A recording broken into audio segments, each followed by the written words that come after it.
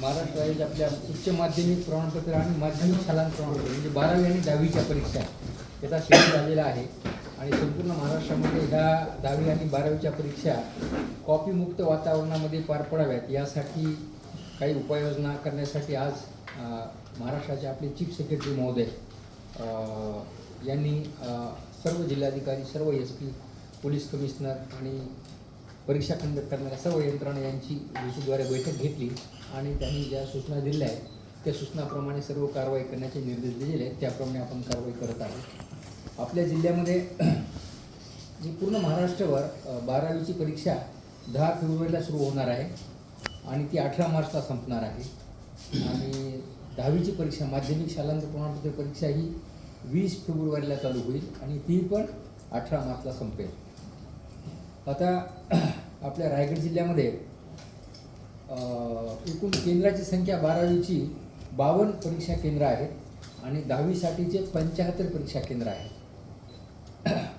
विद्यार्थ्यांची संख्या जर आपण पाहिली तर 12वीच्या विद्यार्थ्यांची एकूण संख्या 33,121 आहे आणि 33,121 आहे आणि 10वीची विद्यार्थ्यांची एकूण संख्या परीक्षेला बसलेली आहे 37,579 आहे. 79 प्रत्येक तालुक्यासाठी आपण भरारी पथक अपॉइंट केलेलं आहे.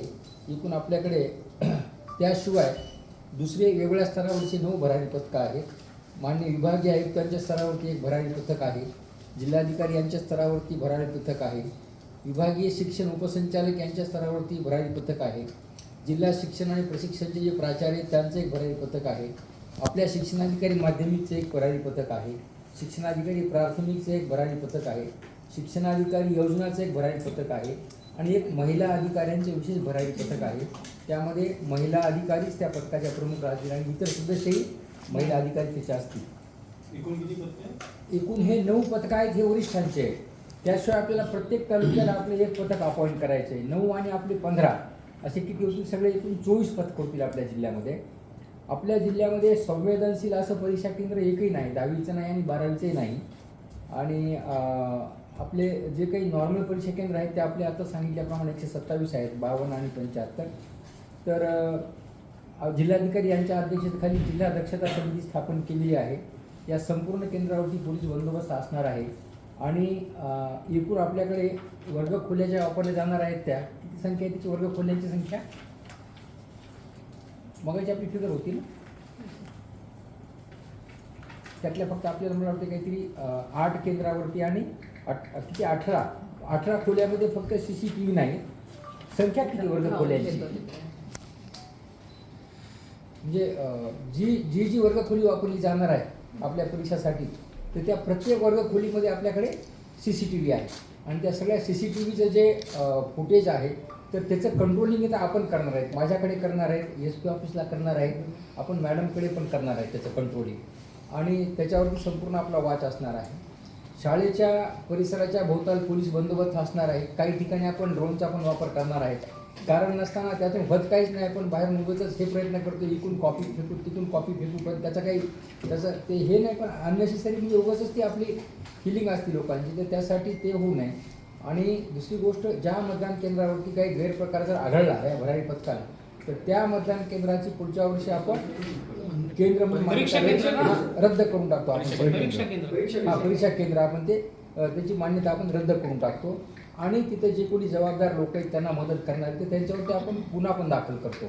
त्यामुळे आता हे एकदम कडक अशी आपण कारवाई करत आहोत.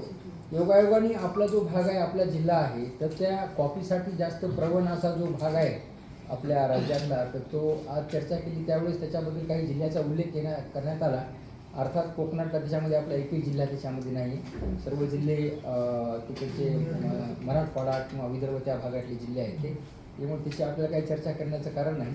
आपला जो जिल्हा आहे तो त्या ठिकाणी तसं काही कुठलं असं उपद्रव केंद्र कुठलंच नाही आहे. तरी पण मला असं वाटतं गेल्या वर्षी एक भरारी पथकाने आपल्या कर्जत तालुक्यातल्या एका केंद्रावरती जेव्हा भरारी पथक गेले त्यावेळेस एका ठिकाणी गैरप्रकार होता आढळून आलेला होता. त्या केंद्राची यावर्षी मान्यता रद्द केलेली आहे. तर तसंच आता यावर्षी हिची आपल्याला विनंती आहे की ही जी करण्यात येणारी उपाययोजना आणि जे कॉपी करतील आणि जे कॉपीला प्रोत्साहन देतील त्या सगळ्यावरतीच गुन्हे दाखल होतील आता. असं नाही की कोणी विद्यार्थ्यांनी कॉपी केली म्हणून केवळ त्याच्यावरती कारवाई होईल. त्याला प्रोत्साहन देणारे, त्याला सहकार्य करणारे जे कोणी शिक्षक असतील, पॅरेंट असतील, त्यांच्यावरती पण कारवाई केली जाईल आणि आपण कडक कारवाई त्याच्यामध्ये करणार आहे. याच्याशिवाय आता आपले जे परीक्षा केंद्रात विद्यार्थी प्रवेश करताना त्यांची 100% झडती घेतली जाईल.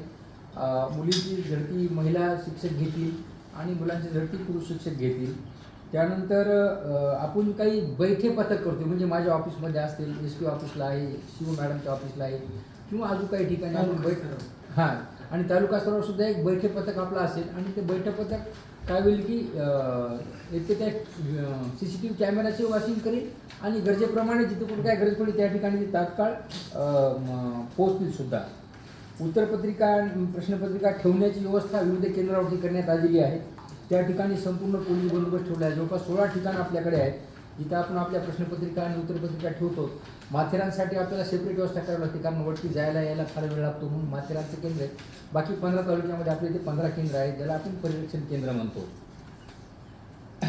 आता आपल्या जिल्ह्यामध्ये आपण ह्या सगळ्या गोष्टीचं पूर्णतः नियोजन केलेलं आहे आणि आम्हाला मदत लागणार आहे. जिथे कुठे आपल्याला वाटते की कुठे काहीतरी गडबड होत आहे आणि टुवर्ड्स घटना घडत आहेत कॉपीमध्ये, तर त्या ठिकाणी आम्हाला हायलाईट करावं, आम्हाला कळवावं. आपण तिथे आपले भरारी पथक पाठवून त्याच्यावरती आपण कारवाई करू आणि ह्या परीक्षा अतिशय चांगल्या पद्धतीने, आदर्श पद्धतीने ह्या पार पडतीला आणि कॉपीमुक्त वातावरणात पार पडतीला अशा पद्धतीने आपण त्याचं नियोजन करणार आहोत. तर